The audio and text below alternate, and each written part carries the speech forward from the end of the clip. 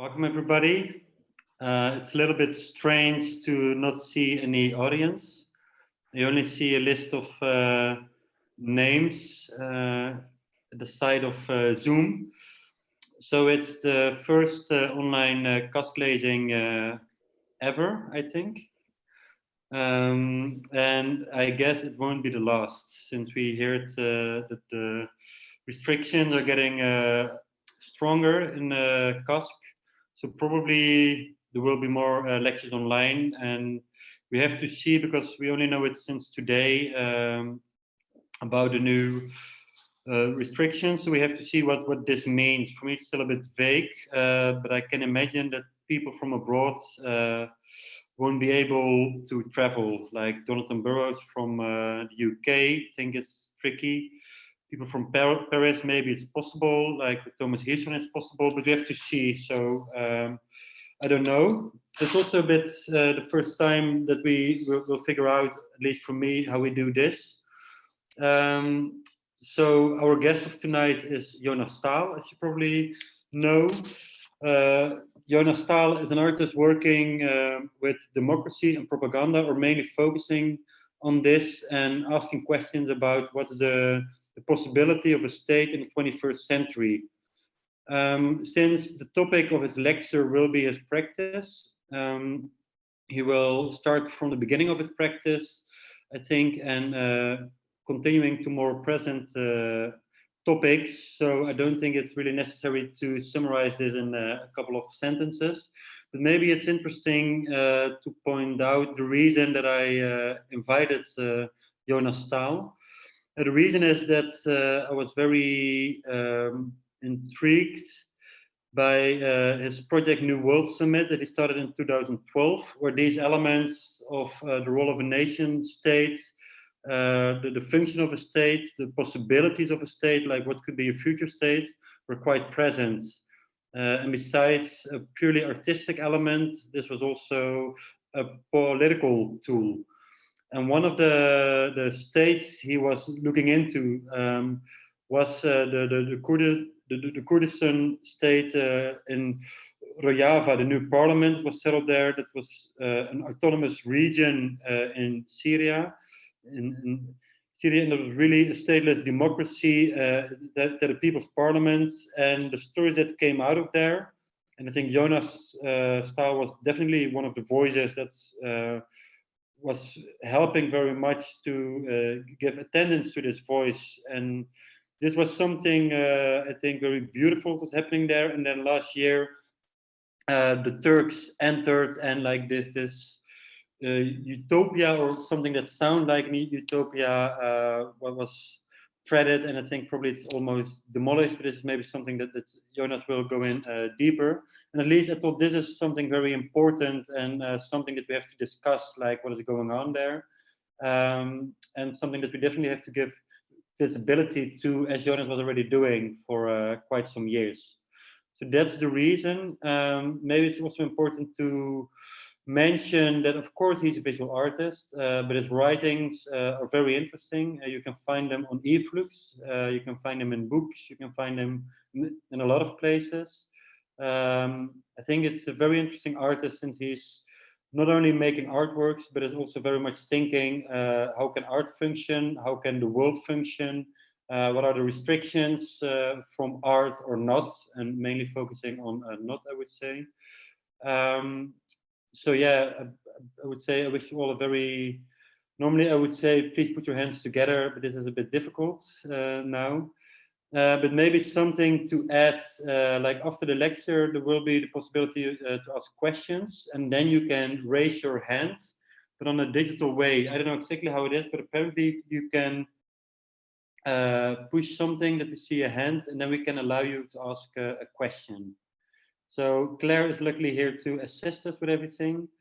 But now I would give the word to Jonas Staal.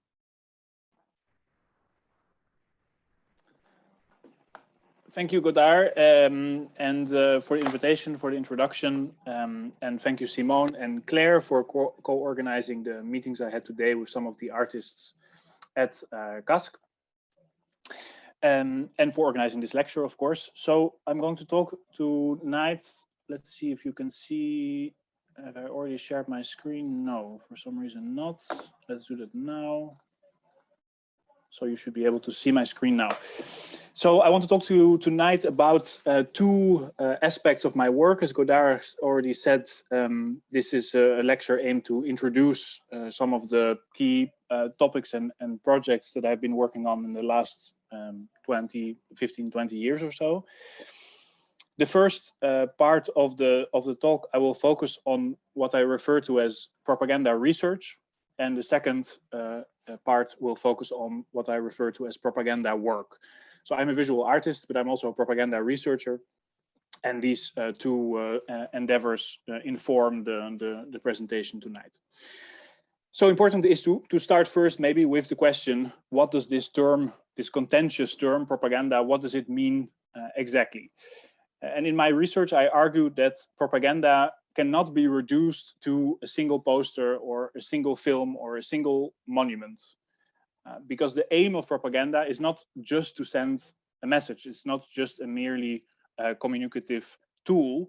The aim of propaganda is to construct entirely new realities. And historically speaking, of course, when we talk about propaganda, we very quickly think of the terrifying regimes of Nazi Germany, of Stalinist rule in the Soviet Union. But it is also a mistake to think that propaganda originated from dictatorship.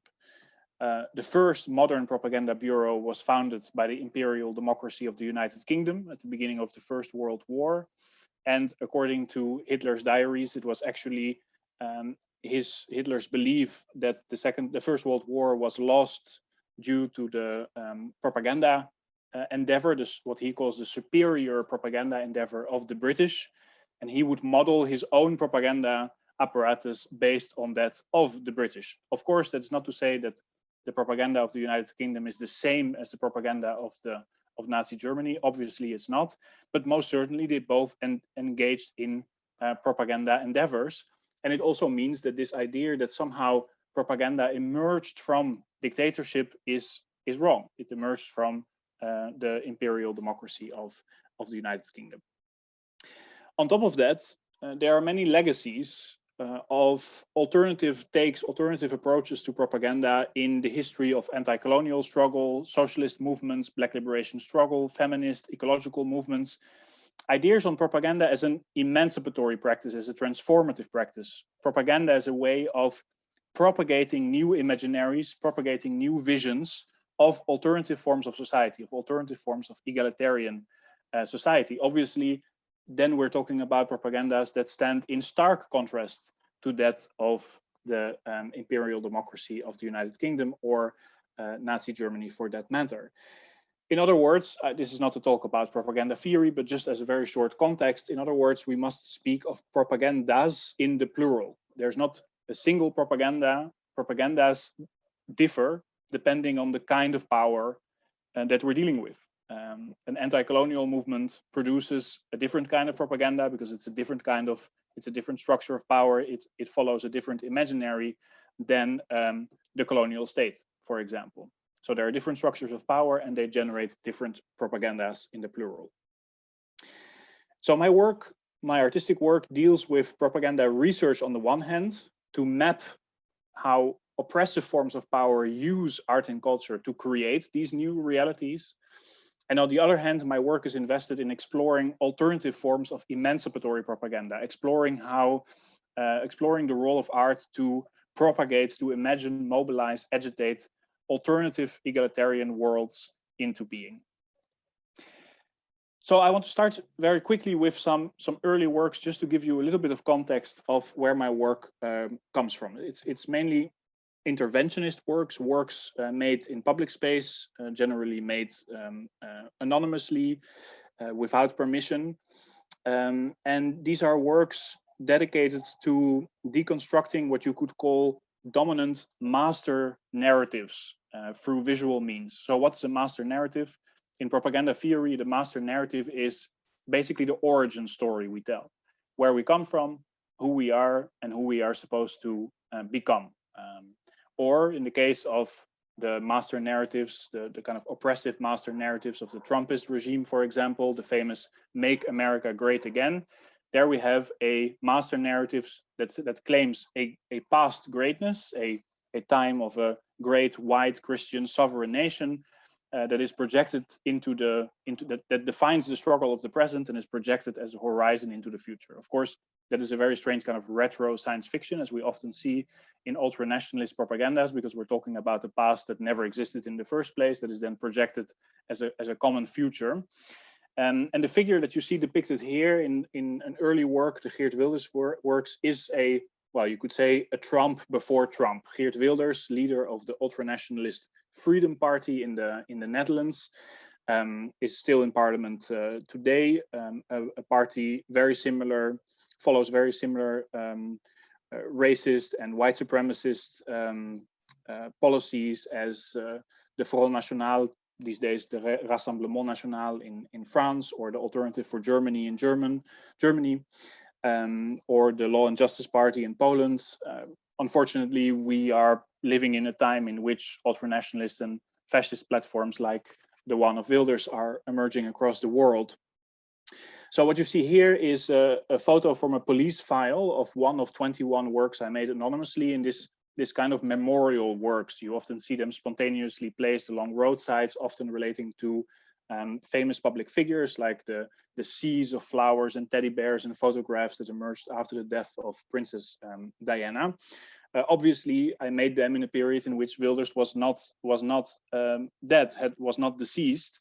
But an important aspect of his platform is that he has used in his anti-Islamic rhetoric specifically, he has often used the fact that he is threatened by supposedly Islamic terrorist organizations as a way to prove the legitimacy of his political platform. So the fact that he threatens Muslim minorities leads to him being threatened by particular individuals or groups. He lives with a bulletproof vest, permanent security. So he has used the kind of sacrificial narrative to fuel his political platform. I, Wilders, sacrifice myself for the defense of the white Christian sovereign nation of the Netherlands. But of course, he's a very paradoxical martyr, because he's a martyr that never dies. He's in a permanent sacrifice, almost as a kind of zombie-like political figure. And that is what I was trying to visualize through this series of anonymous installations. Wilders interpreted these works as a threat to his life, and in the process, I was arrested and prosecuted for 3 years, which you can see here depicted in a court drawing by another artist, Jan Hensema. It's very interesting that in the context of the courtroom, if you want to document, you can't rely on photography because it's not allowed in the courtroom, so you have to rely on another artist. So I'm the third person from the left, this quite old-looking man, considering that this was about 15 years ago. And this court case was important for me in the sense that I announced it as an inherent part of the work, as the court case as a space, as an arena of contestation, a space where different master narratives, different stories around these artworks I made could be told and could confront one another. We have the story of Wilders as I'm being threatened by a supposedly left-wing artist. There was my story, which said I made a series of work that depicts the paradoxical figure of the living martyr and his perpetual sacrifice. And there was a narrative of the law that was supposed to order these narratives and come to a form of truth finding. And I think that this let's say, thinking of my own work also in this as a process, as something that cannot be reduced to a singular artwork. The installations, the memorial works, they are artworks, but they provoke responses. These responses translate into the courthouse, and then the courthouse for a period of 3 years became the arena where I could continue the that had led to these first interventions in the first place. This process component is for me very important. Another example of this more interventionist practice is a work called Be Free or Else, Wees Vrij of Anders in Dutch. It's a work that consists, as you can see, of 2 airplanes that fly these two texts over the skies of Amsterdam on May 5th, 2010, and May 5th in the Netherlands is Liberation Day. It's the day that the Netherlands celebrates through this huge consumer fest that you can see here, its liberation from Nazi oppression. Of course, this Freedom Day took place some years after the attacks of September 11, the ongoing war on terror, the invasion in Afghanistan, the invasion in Iraq, in which the Netherlands participated as well. And that changed very much our representation or our visual conceptualization of freedom. The blue skies and these two planes, referencing, of course, also the two planes of that crashed into the Twin Towers, no longer stand necessarily for a space of infinite possibilities or great mobility. Suddenly the blue sky is this source of terror, out of which from at any moment attacks against supposedly attacks against capitalist democratic societies could take place. At the same time, we saw that the notion of freedom in the war on terror gained an increasingly violent component. The invasion in Afghanistan, the invasion in Iraq were legitimized as being necessary to bring freedom militarily, to bring freedom through more than a decade of occupation, to bring freedom that would lead to the rise of the Islamic State and the perpetual destabilization of the region. So we also see that here freedom becomes a kind of violent dictate. It's be free or else expect invasion, expect enforced policies from the Western world, the global North. And of course, there's a contrast, the contrast between these different conceptualizations of freedom, as I just mentioned them, in the sky, represented through the blue sky and the two airplanes and the texts.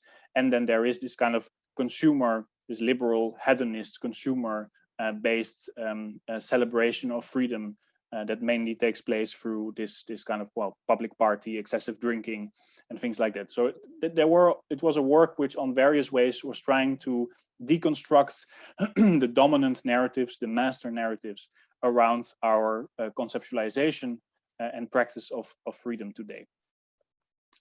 Now, in later works, different than in my more interventionist practices, these works that I created in public space, I started to map the use of art and culture in propaganda more structurally. I think these earlier works in a certain way were more interventionist, were more of something that created commentary or mirrored existing questions, existing political questions and narratives. In my propaganda research, it became something more structural, a more structural attempt to understand how do dominant forms of power use art and culture to create their own realities.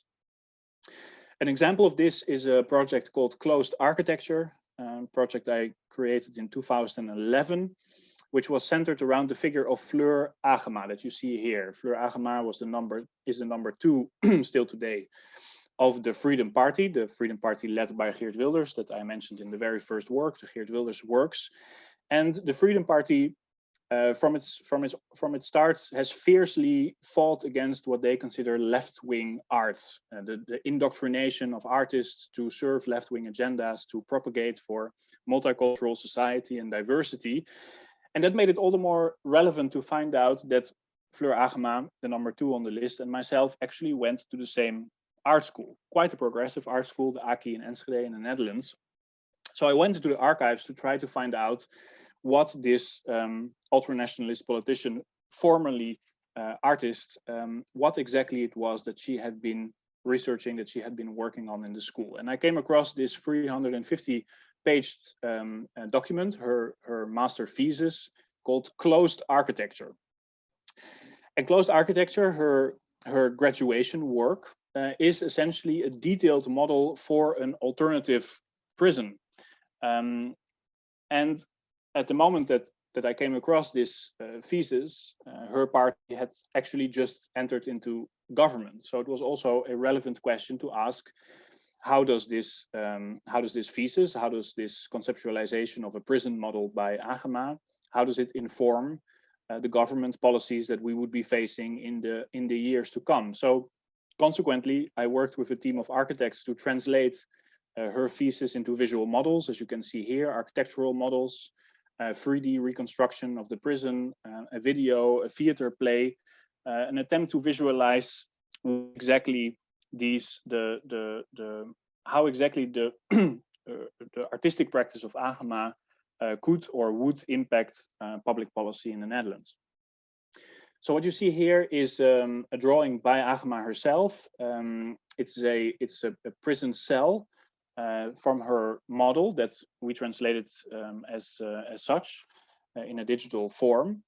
And essentially, Agema's prison model is a phased prison model. It exists in four phases that literally go from dark to light. So in the first phase that you see here, the cells are extremely small, darkened, there's only one window, and with every phase, every next phase that you enter into, an additional window appears, the spaces become lighter, particular consumer products are added to incentivize the prison, almost like in a video game, to move forward into different levels of the prison. Which leads to the final level of the prison, which is called the light. The first phase is called the bunker, and the last phase is called the light. Here you see Agema's drawing, and here you see the translation, the digital translation that we made. This, of course, this prison model has a very dangerous logic, because the idea is that if you follow certain learning objectives, you move forward into the prison, you can liberate yourself. But if you don't, then you go backwards into the prison. So someone, an activist who out of principle would not follow the dictates of the prison, would forever remain stuck in the first level, whereas someone else might move out who's willing to follow these guidelines might move out much quicker.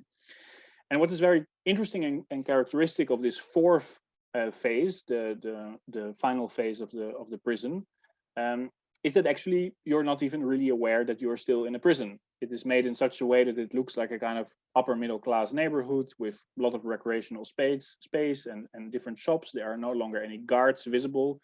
There's 24/7 security cameras installed. So in the final phase of the prison, we are no longer really sure if we are still in the prison as prisoners. And of course, that says something very important about the type of society that the party of Agema, the Freedom Party, is aiming to build, one that is structurally surveilled, extremely class regimented, based on a white supremacist political paradigm.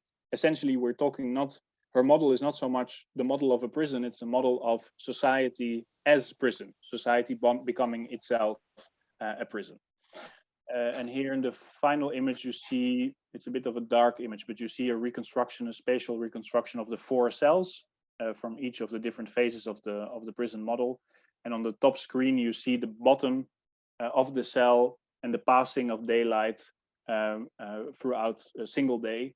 That shows how the regimentation of light reflects the phase of liberation in which a prisoner has moved him or herself.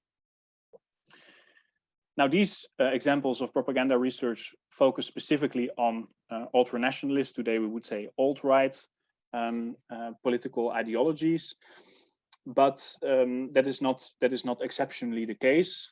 A work that I made from 2013 to 2017 called Monument to Capital looked, for example, in the way in which global capitalism as an ideological formation, as a form of contemporary power, structures also from an architectural perspective our daily lives, our daily living environments. So what you see here is the starting point of the Monument to Capital project, and that is the Barclays Capital Skyscraper Index. Now, Barclays is not an architectural firm or a theoretical agency, but a financial investment agency. They advise clients on where to invest in real estate, for example. And in this model, they argue that the history of the highest buildings of the world run parallel to economic crisis. So from the Life Equity building in 1873, that was built just at the beginning of an economic crisis, to the Burj Khalifa, currently the highest building of the world in Dubai. They argue there is a structural relationship between economic crisis and the highest buildings of the world.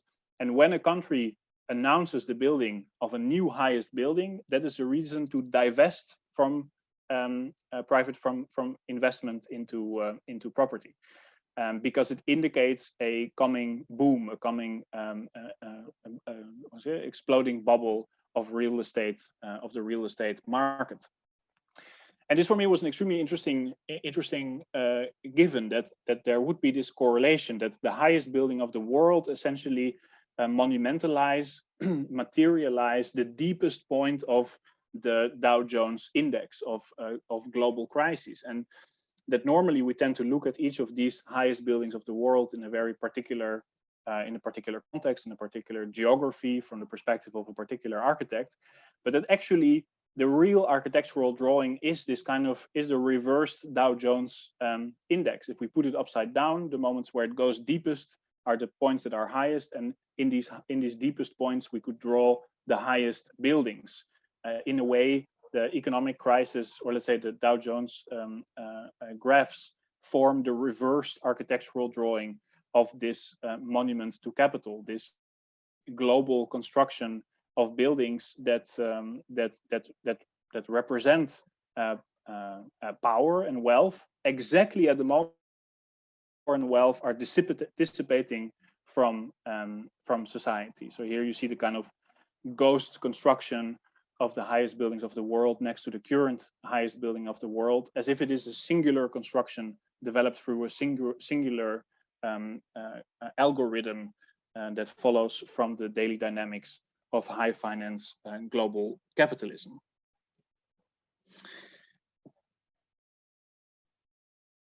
This research in the way that different structures of power influence, impact art and architecture, I've also applied to certain art world infrastructures itself. And an example in this case is the ideological guide to the Venice Biennial, a project I made for the 2013 edition of the Venice Biennial, and it existed of a free smartphone app. You can see 4 screenshots here. And the smartphone app provided information on the political, economic, and ideological contexts of each national pavilion of the Venice Biennial of that year. So that goes from how was an artist selected? Was it through a public commission? Was it directly appointed by the government? What is the budget of a pavilion?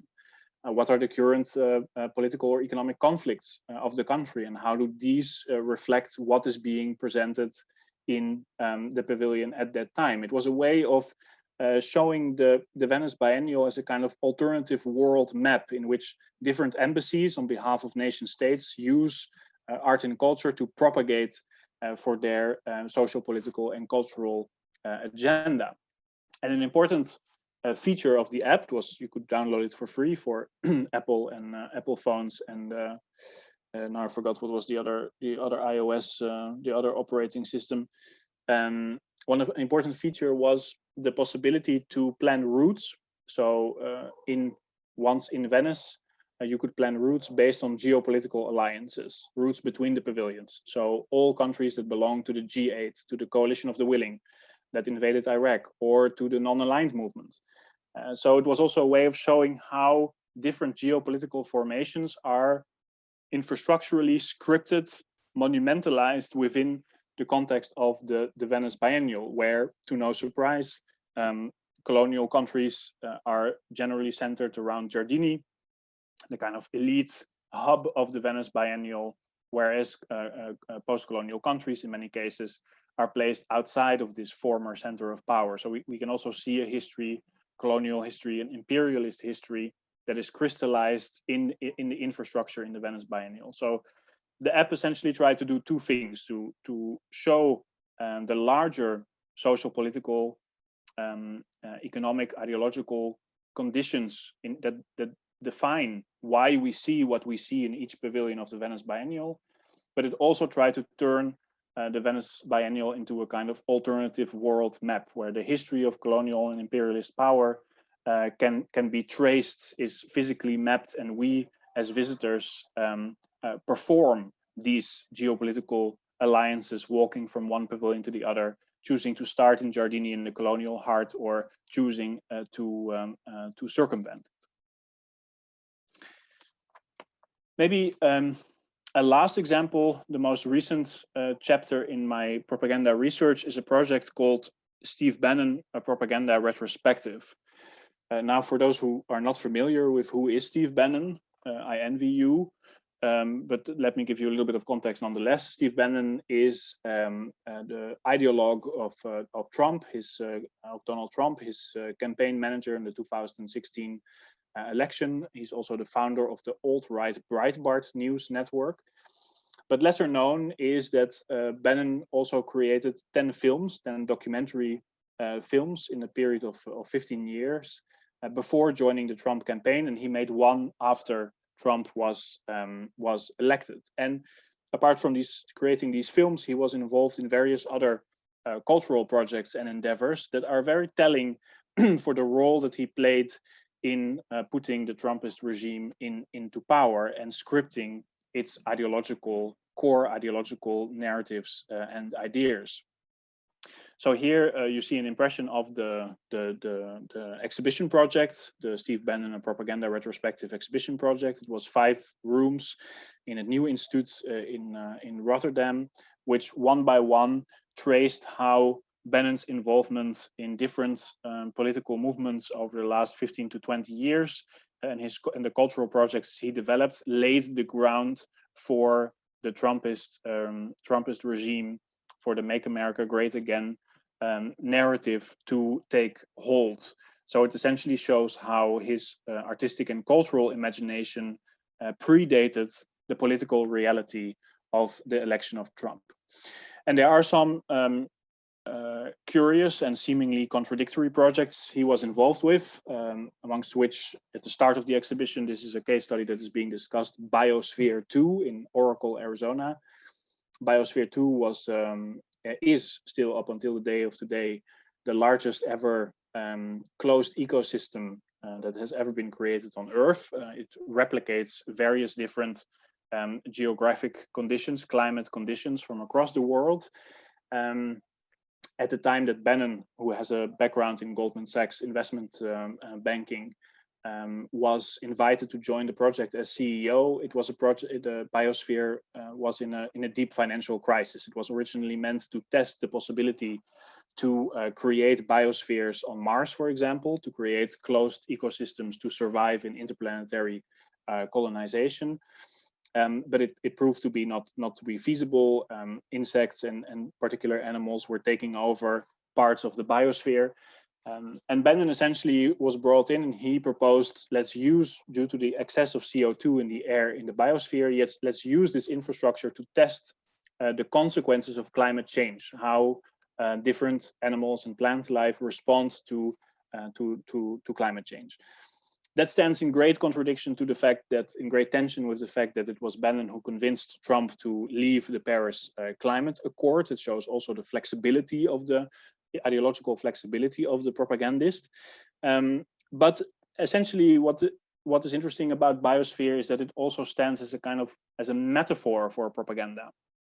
Propaganda in the beginning not as a mere act of messaging, but propaganda really as an act of creating entirely new immersive realities, closed systems of thought, closed system of narratives, closed systems of particular symbols to enforce the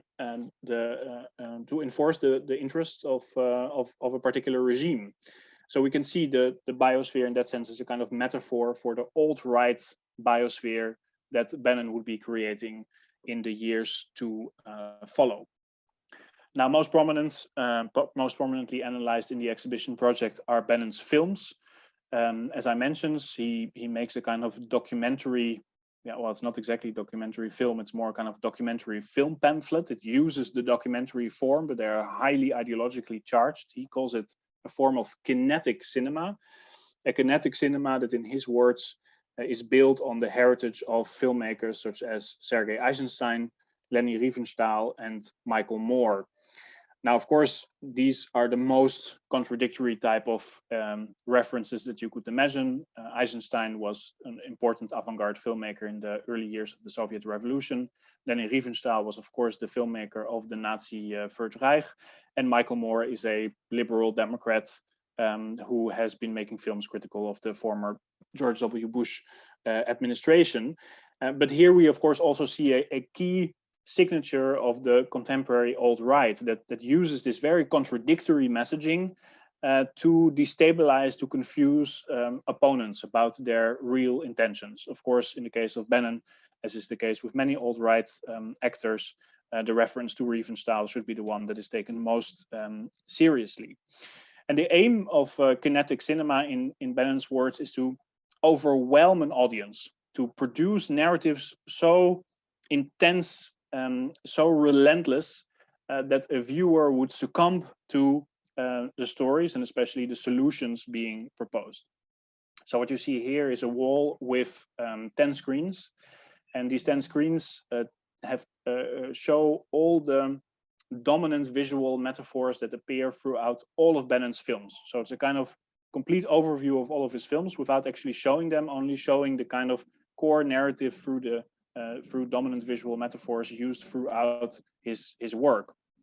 An example here is his use of images of storms and natural catastrophes. Of course, there's not much natural about them in the era of climate catastrophe, and Bannon would know that, considering that he led the Biosphere 2 project to focus on climate change. But okay, apart from that, in Bannon's films, storms, looming storms, earthquakes, images of collapsing ice, they always indicate a kind of a prophetic, almost prophetic turn. They signal a coming clash of civilizations, a great civilizational war, and that in Bannon's eyes is waged between white Christian economic nationalists, very much the core ideas of Trumpism on one hand, who fight against the threats, the multi-headed threats of cultural Marxism, so socialists, Marxists, the globalist elite, and Islamic terrorism. And he believes that he believes in a kind of almost prophetic, generational struggle that has to be waged to reinforce these dominant ideas, the doctrine of white Christian economic nationalism. Another visual metaphor that very much follows from these storms is disintegrating dollar bills, flying around, being flushed, being burned. It's almost as if the natural storm translates very insidiously into these what looks like almost like a natural phenomena of burning, of flying, whirlwinds of dollar bills, and which represent in Bannon's eyes the disintegration of all value the moment a society abandons the nuclear family, being guided by religious institutions, by divine entities like God-like figures. At that moment, value itself starts to evaporate. So we have here a very forceful, apocalyptic narrative that reappears in all of his films, before introducing a kind of savior figure, strongman. His early films deal with figures like Ronald Reagan. His later films obviously deal with our propaganda films to promote Trump, who are then the figures who, after being overwhelmed by these narratives of catastrophe, clashes of civilization, will lead into a new era of prosperity, a reinforcing of the basic doctrine that I just mentioned before. So out of this powerlessness that kinetic cinema is trying to instill upon the viewer comes this moment of release, the moment of strongman appearance. Now, of course, Bannon himself is also an embodiment of the tragic fate of propagandists in the context of authoritarian regimes. In the year after Trump was elected, he became more and more discomfortable with Bannon, who was often attributed the ingenious power of having put Trump into office. And as a result, slowly Bannon was removed from the administration, removed from the story of Trumpism, and that tells us something that Boris Groys, art historian and theorist Boris Groys, referred to as the total art of Stalinism. That in the end, in authoritarian propaganda, only the leader is the propagandist. Only Stalin tells the history of Stalin. Only Trump tells the history of Trump. So in the total art of Trumpism, as you can see from the photo left to the photo right, very similar to the way that Trotsky was removed from photos appearing next to Stalin. Here it is Bannon that is being removed from his position next to Trump. The power the propaganda artist thought he had in the end belonged only to the director of the total work of arts of the authoritarian government, that is that of Trump, and that is of course Trump himself.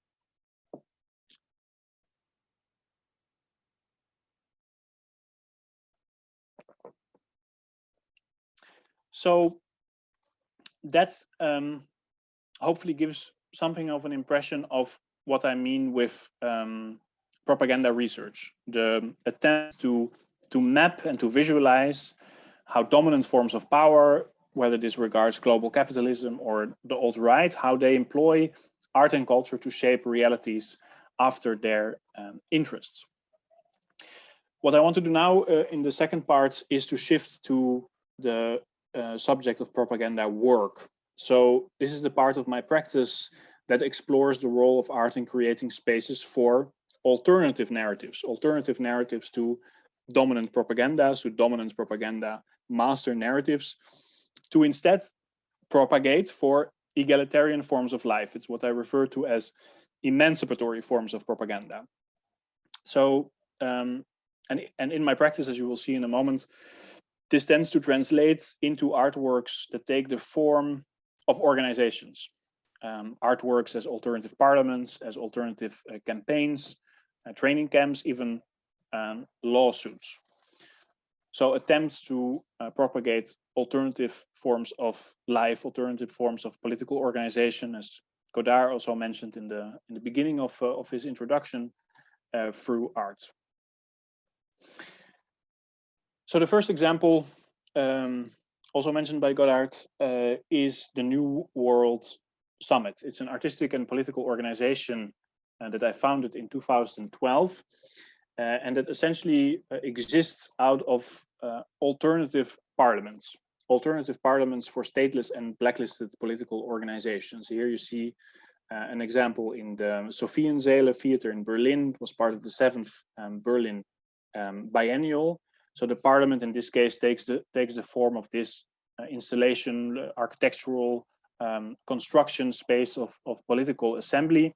In this case, surrounded by flags that belong to organizations that were blacklisted at the time in the context of the war on terror. And if you will note that they are placed organized by color, they create this kind of abstract color scheme, which of course in each of the flags belongs to a very specific political struggles. Now, the alternative parliaments of the New World Summit invite organizations placed on so-called terrorist blacklists, invites organizations that have that live through enforced conditions of statelessness, to challenge the dominant us versus them divide that has been cultivated in the war on terror.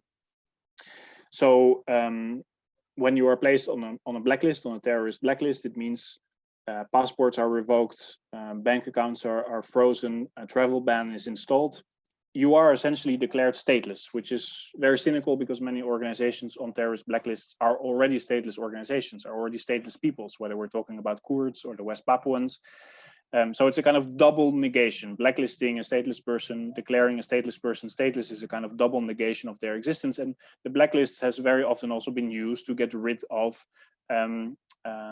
organizations that form a threat to the status quo, but that are not necessarily a threat to democracy, as has been always the story told by the war on terror. The terrorist attacks Western capitalist democracy because they hate freedom. Well, here in the first assembly of the New World Summit in Berlin, you see organizations from left to right, the Basque Independence Movement, Kurdish Women's Movement, the National Democratic Front of the Philippines, the National Liberation Movement of Azawad, Tuareg-led liberation movement in the northern part of Mali. All of these organizations stem from long histories of anti-colonial liberational struggle. They certainly have concepts, defend concepts of democracy, but concepts of democracy often too radical for capitalist democracy to deal with. So we try to create through these alternative parliaments. You see here the fourth edition of the New World Summit, a parliament created in the Royal Flemish Theatre in Brussels. We try to create these spaces in a way to challenge this us versus them narrative, this us versus them story that underlies the war on terror. Is it possible that we as citizens, politicized citizens of countries that have waged the war on terror, as citizens who oppose this war on terror, is it possible that we have more in common with the groups attacked in this war than with the states that claim to act, to speak and act in our name? Can we use the space of art, the space of the alternative parliament, to recompose what is us in relationship to what is them, to not just challenge the master narrative of the war on terror, but to recompose new collectivities, new shared solidarities in the process. Now, of course, now I mainly mentioned the political dimension of what the parliaments, these stateless parliaments for stateless peoples, were trying to achieve. Of course, there's also a visual and a morphological approach. We, in collaboration with the team of the New World Summit, we very much have been thinking of the parliament as a theatrical space, as a performative space, as a space in which every component matters. How many people can be in a space before they no longer feel that they are part of the same collectivity, before you become a witness and an audience to an audience that feels external to you? What are the mathematical limits of democracy? How to distribute light equally? The importance of having speakers speak from the public, not towards the public, the spatial choreographies that create new political intimacies and sense of solidarity, and even questions about the usages of chairs compared to benches. We always use benches because benches are a space that is democratically negotiated. One person on a bench is a full bench, but 10 people on the bench are also a full bench. Whereas the chair is very much this liberal construct. A chair can only be empty or full, and our eyes are always pulled towards the empty chair in a space, as if the absent are more important than the present. Now, these might seem very unnecessary details to go into, but thinking about the parliament as a morphological space, a performative space, a sculptural space to a certain extent, from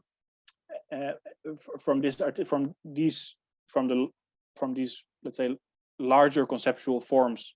For example, how the circle relates to square or oval, how the spatial configuration impacts how we build a sense of communality, to the smallest components, the chair versus the bench. They have been very important parts of the artistic considerations underlying the alternative parliaments, of which you see here an edition that we organized in Oslo, in the City Hall in Oslo. Now, the most recent chapter of the New World Summit is a very particular one. Godard also already mentioned it. It relates to one of the groups that has been involved with the New World Summit from the start, the Kurdish Revolutionary Movement, which in 2012, in parallel actually to the first edition of the New World Summit in 2012, in the midst of the Syrian civil war, declared the northern part of Syria, which is the western part of Kurdistan, known as Rojava, independent. They declared it independent from the Assad regime, and maybe you are familiar with images such as these, the fighters of the Women's Protection Units that liberated the region from the Assad regime, that defended it against attacks of the Islamic State, and today against attacks of the Turkish regime. But lesser known than, let's say, the war component that has characterized the history of this autonomous region, Rojava, in the northern part of Syria, are images like these. One of the people's parliaments in the city of Gamishlo, an old theater of the Assad regime, turned into an alternative parliament. An alternative parliament for a society that is very strongly structured on local self-governance, with an emphasis on gender equality and communal economy. The political model of Rojava essentially puts most power in the smallest political component. So the commune, the local neighborhood commune, has more to say than the municipality. The municipality has more to say than the cantonal government. The cantonal government has more to say than the transcantonal government. So the layers of governance are very similar to what we know in a context like the Netherlands or even Belgium, even though Belgium has its own quite complex political system, is essentially reversed. The smallest component, political component, has more power than the largest political component. So here you see an example where the theater, which is still used as a theater, is at the same time used as this alternative local municipal parliament. And essentially what Rojava has tried to achieve is what they refer to as a democracy without the state, a stateless democracy. So focused on self-governance rather than on state centralized organization of power. And as the movement had, the Kurdish movement had been involved with the New World Summit from very early on, they invited me and my team to travel to the autonomous region various times and proposed, commissioned us to make a new parliament, a new public parliament, inspired by this model of stateless democracy, inspired by the struggle, this revolution that brought Rojava its autonomy.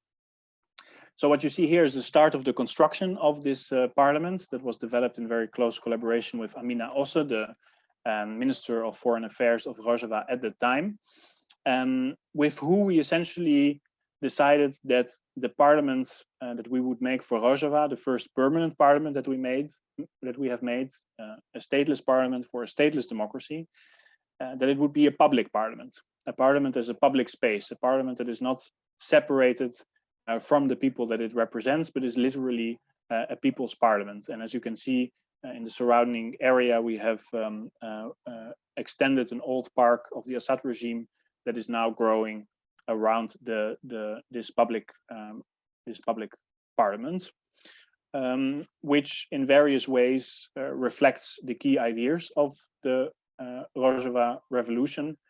First of all, that of self-governance. So the center of the parliament is empty. The proximity of people using the parliament to the center is as close as possible, essentially creating an image of collective self-representation rather than individual representation. Surrounding this circular center are various pillars. The pillars mention key terms from the social contract, which is essentially the constitution of Rojava. So terms like self-governance, gender equality, communal economy, essentially a kind of spatial manifesto, the pillars of the revolution that surround this central space. And the rooftop is formed by fragments of flags that depict the stars and suns, a kind of ideological planetarium that relates to all the different organizations that lead to this project of political self-governance. So here we see we have an example from the work of the New World Summit, which manifests as a sculpture, as a monument, as a space that symbolizes political ideas. But at the same time, it's also a place where these political ideas are put into practice. So it is a space that is very much exists between artistic imagination and political practice. They exist in this kind of continuous, intimate dialogue, which I think is characteristic for the way that I approach my work. Here, for those who visit the Van Abbe Museum, the Van Abbe Museum in Eindhoven in the Netherlands has been a really important partner in the project of developing this parliament. And together with Kurdish diaspora in the Netherlands, we transformed one of the spaces in the museum into an alternative parliament, modeled after the parliament in Rojava. A stateless parliament is not limited to the geography in which it is created. It can duplicate as a kind of embassy, as a nomadic form. And in this case, it was also a question of how we could introduce the revolutionary politics of the Rojava revolution in contexts outside of Rojava, and to see how we could transform existing institutions, inseminate alternative ideas on politics that could also impact and influence and inspire alternative forms of culture. So this is a project that was titled Museum as Parliament, rethinking the museum as a space of public assembly. It opened in 2018, parallel to the Parliament in Rojava, and it will remain part of the museum until 2022. We continue to program events and gatherings together with the Kurdish Cultural Council of the city of Eindhoven. So that took a moment because it's also a project that has been developed over quite a long period of time. But I hope it gives something of a sense of how the relationship between power and art can take very different forms depending on the kind of ideology or the kind of political formation we're dealing with. In the case of the Rojava Revolution, we're dealing with a political movement, a revolutionary movement, also one with a strong utopian tendency that embraces the dialogue between art and culture and political imagination to rethink infrastructures and forms of gathering that shape our day-to-day life. I see I have 10 minutes left, so I will introduce 2 more examples a little bit more quickly, just to give you a sense of how this organizational art practice, this approach to artworks as a form of, this approach to organizations as a form of artworks, artwork as parliament, and now the artwork as campaign, as political campaign, how it has influenced some of my other work as well. Here an example, New Unions. New Unions is an artistic and political campaign, as I already said, founded in 2016, that creates spaces of assembly for pan-European transnational movements in the European context. It was very much a response to the Brexit referendum, which you will remember was waged between the Leave and Remain campaign, to leave from the European Union, to remain from the European Union. And I felt that the Leave-Remain dichotomy in some ways is a very similar dichotomy as the us versus them dichotomy. It is this creation of an opposition in which neither position can be fully supported. So the Leave campaign was, of course, supported by very much right-wing leaning political parties that want to return to a kind of mythical origins of the United Kingdom as a great imperial power and whatnot. And on the other hand, you had the Leave campaign. It was very much supported by the Eurocratic elite, which has left, unfortunately, a terrible history of austerity politics against countries like Greece, that were literally expropriated from their livelihood, from their national property and infrastructure. So the New Unions campaign instead wanted to challenge this Leave Remain dichotomy. What could be a third scenario? Instead of only having Leave or Remain, can we not invest, in this case through the imaginative space of art, in what would be a third and a fourth and a fifth option: a feminist union, an ecological union, a transnational union, a stateless union? So we invited, in this space that you saw here, this kind of slightly dystopian looking space of the black stars either sinking in the ground or emerging from them, the symbols of a European crisis, in European Union in crisis and in transformation. We invited various transnational political parties and movements, from feminist initiative in Sweden to the popular unity candidacy in Catalonia that you can see here, to propose this, to generate these alternative scenarios, to fight this hostage over our imagination that political regimes tend to impose, to demand alternative scenarios and possibilities of continuing the necessity of fighting for transnational forms of politics, for a planetary form of politics. That also led to very close collaborations with pan-European movements like DM25, the Democracy in Europe Movement 2025, that has this fast forward logo that was designed by composer Brian Eno, which for me had very strong constructivist associations. These 2 wedges, the red wedges, of course, immediately evokes the work of artists like Elizitsky. And this wedge became an important component of the work that I did together with DiEM25, translated into the stars of the European Union, the stars in a moment of crisis, in a moment of transformation, that then spatialized into the assemblist installations in which the gatherings of DiEM25, which was founded by Yanis Varoufakis, the former Minister of Finance of Greece, would take place. So here you see that we did not only invite political movements inside the theaters and art institutions, but we also worked directly, or I also worked directly in the emergent political movements, emergent pan-European movements like that of DiEM25. That is, let's say, the more concrete part of the New Unions campaign. There's also a more speculative, maybe utopian component to the campaign. For example, in propositions like these, to transform abandoned sports stadiums in Greece, like the Faliro volleyball stadium, into alternative spaces of political assembly, into new, out of architectures of crisis, to build new infrastructures of transnational political assembly. And that sometimes became very concrete, like here in Poland, a project that we did as the New Unions campaign called Unionizing the Polish Parliament, literally quadrupling the existing Polish Parliament into this circular form, where you can see the original banner from the national parliament slowly mutating, transforming into new symbols of transnational politics, building from a national symbolism to a transnational symbolism. We did something similar in collaboration with the Scottish independence movement, which of course wants to separate for a large part from the United Kingdom, but wants to remain part of the EU.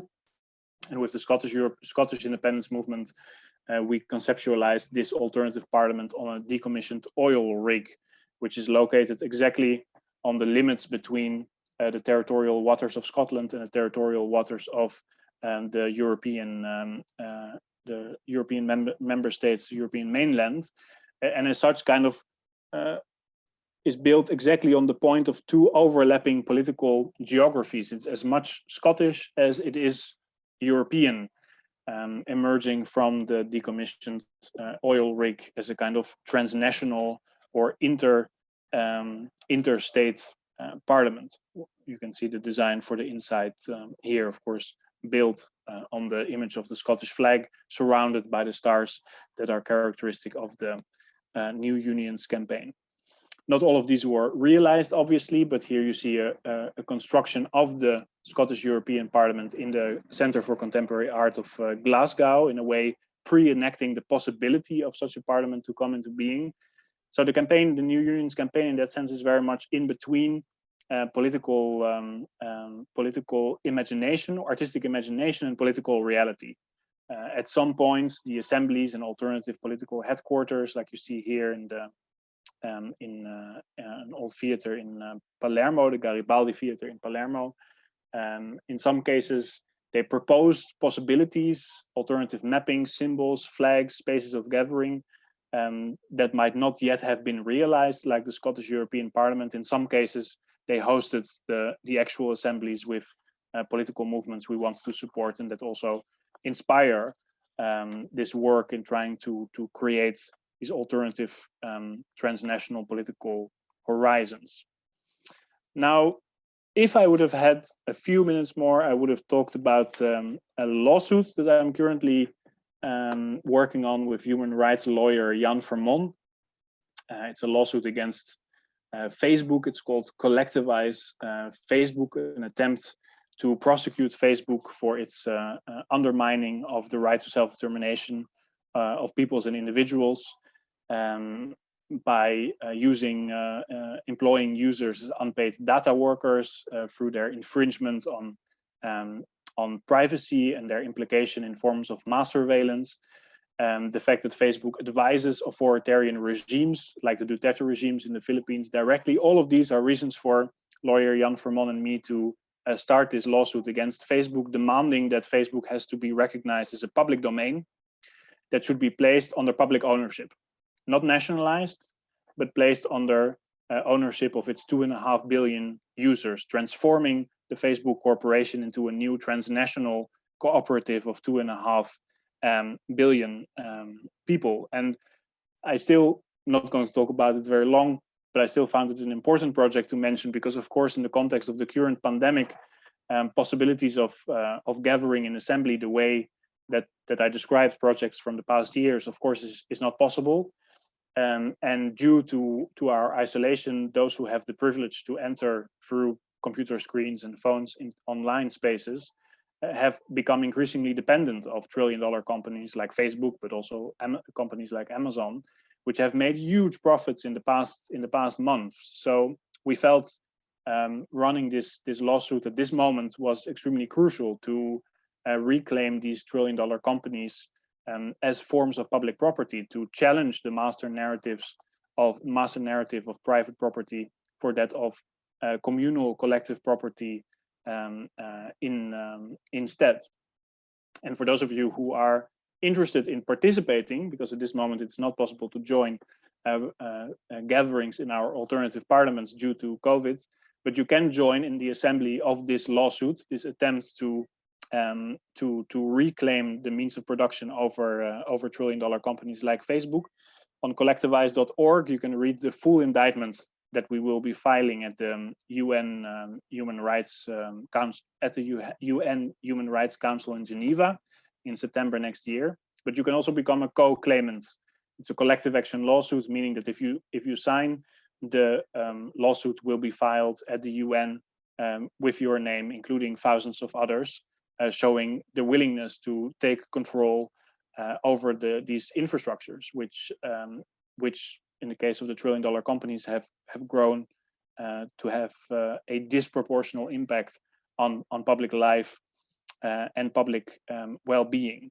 So this is a bit of a shift of my organizational art practice, in the sense that the alternative parliament or the New Unions campaign are very much about conceptualizing, visualizing new alternative infrastructures, whereas here it's really about also bringing the fight to an existing infrastructure, to that of Facebook, but then pushing for the imagination of what a collectivized Facebook could or should be. How are we going to govern Facebook? Could a collectivized Facebook be the beginning of a new transnational form of politics that goes beyond the corporation and beyond the traditional form of the nation state?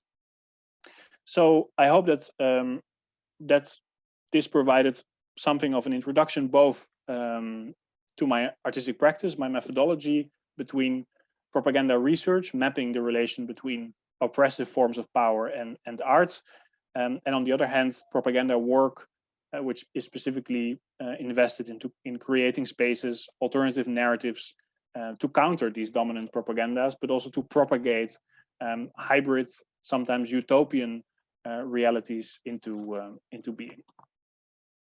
Yeah, thank you, Jonas. I think it was really, for me, very interesting. If people want to ask questions, they can raise their hands. And I think also on Facebook, Claire will have an eye on that. So also there people can ask questions. But maybe to start with, I was wondering if you could say something about the current state of affairs in Rojava. How are things going there? How is it? Like, when were you there for the last time? Because you said the Turks are attacking it. So I'm wondering, like, the last film festival, you were also in Rotterdam with a group of filmmakers from there. Maybe you can say something about what's going on there. How is life? Well, I mean, I was there the last time in April 2018. And that was a few months after the Turkish government had invaded Rojava and took part of it, Afrin, which is the western canton, under its control, and that remains occupied until the day of today. The remaining territory, which is still the majority of the territory, remains under the control of the Rojava autonomous government, but of course surrounded by the Assad regime, by the Turkish regime. It is not a. It is a difficult. It's extremely conflictual. I say it context, and struggle for things like water, basic resources that have often been cut off as a form of warfare against the Kurdish communities. These are things that are being faced in daily life. After years of fight against Islamic State, now it's mainly against the Turkish regime. But at this moment, the situation is relatively stable in this kind of Cold War type of situation. And artists from Rojava, like the Rojava Film Commune that you mentioned, are currently actively touring across the world with films made in Rojava of new generation of filmmakers telling the story of their revolution, of the society that they're trying to create. A lot of experimental films as well that are less directly ideologically charged, so to say. Against all odds, many of the key ideas of stateless democracy remain in practice day after day. So it's a situation that remains critical, and that at the same time is also militantly committed to the alternative that it tried to bring into being. Yeah, that's very good to hear. Of course, it's also sad that the Turks are there, but at least for the moment, people are safe. I saw a comment in the comment sections. So it's Johannes Obert who was mentioning ads should be banned from the internet as a matter of basic human rights. It's so good to see someone did not forget Cambridge Analytica and the damage they have done.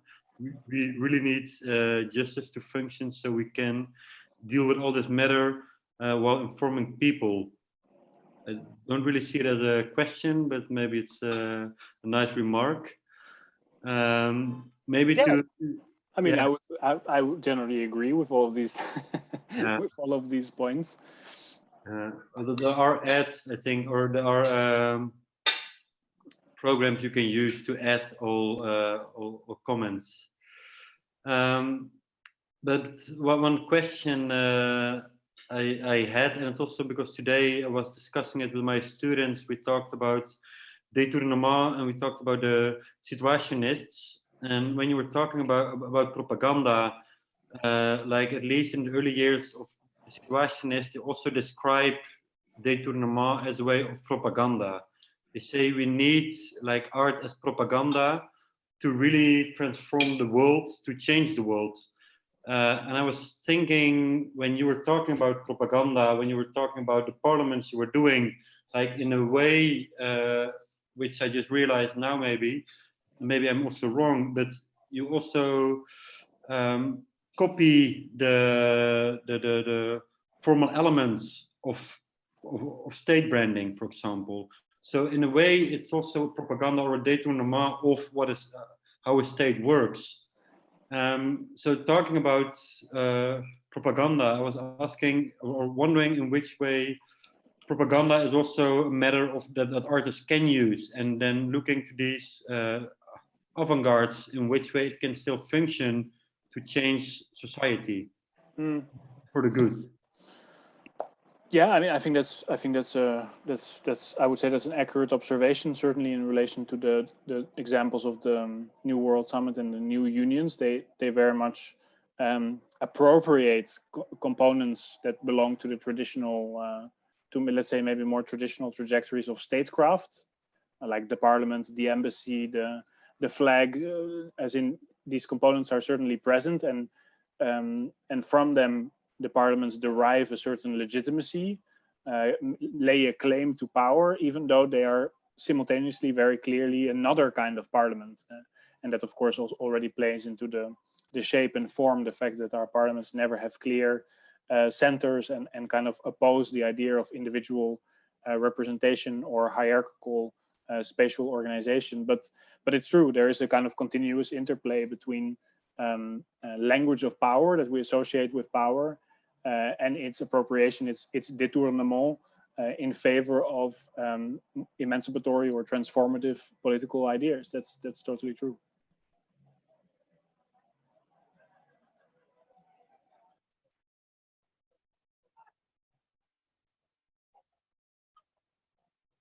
I think you froze, Godard.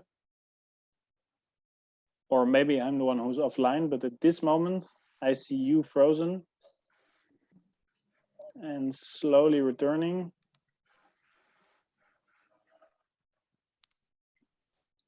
Hoi. Ah, Yeah. so it was not me. You are still there. Yeah, I was still there. I don't see questions on Facebook, and also no real questions in the YouTube comments. So, and nobody raising hands. So The raising hands option, I also never found where it is.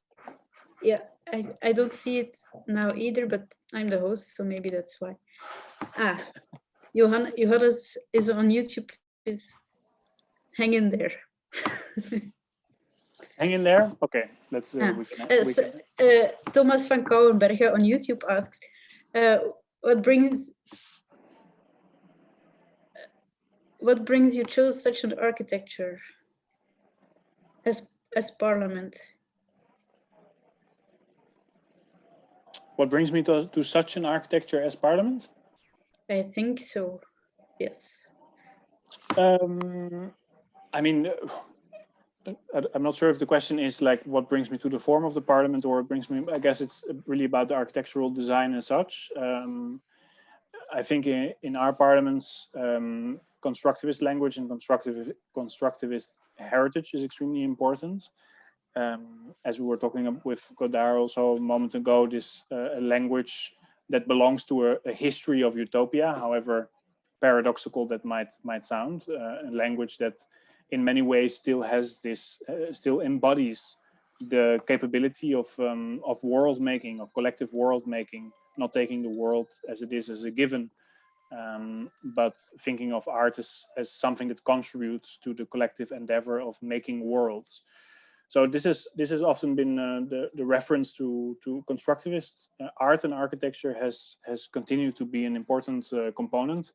In some other works that I didn't have a chance to talk about, that is a little bit of a different case, but certainly in the case of the New World Summit, this has been of continuous importance. Although the assembly, the political assembly, that is central to the New World Summit projects, is an architecture that is, of course, as old as a group of people who sit in a circle and engage in collective forms of decision making and exchange. So you could say the architecture is partially a visual spatial component, the architecture, but it's also the architecture of bodies. And without that architecture of bodies, there's of course also no parliament. So I tend to think of architecture in that sense not only as a fixed component, but also as this more performative bodily component to the work. Okay, so Godard got kicked out of the meeting, of the webinar.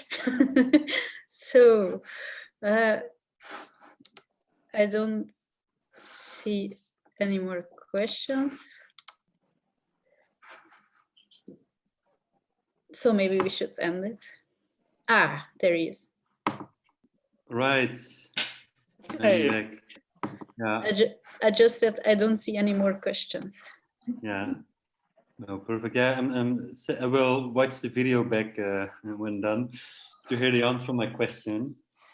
No, but I think we said all about it, and as you mentioned, I think it's a beautiful introduction to your practice. And I think it's also interesting to hear this, and if people visit the Van Abbe Museum, for example, or other projects that they have this in mind. So yeah, if there aren't any more questions, I'm looking to hands. No, then I think this is it. So thank you very much, Jonas. And talking about like Facebook and fighting Facebook and using Facebook as a public space, I think it's interesting that this happens, that we discuss this while using the internet. So there are alternatives in using data as a free space, or at least the internet. Yes, I must say that the posts with the YouTube link, they have very little reach, so maybe you're already on the blacklist. Right. All right. Thanks for having me. Have a good night. Yeah, have a good night. Here you Bye. go. Bye. Bye. Ciao.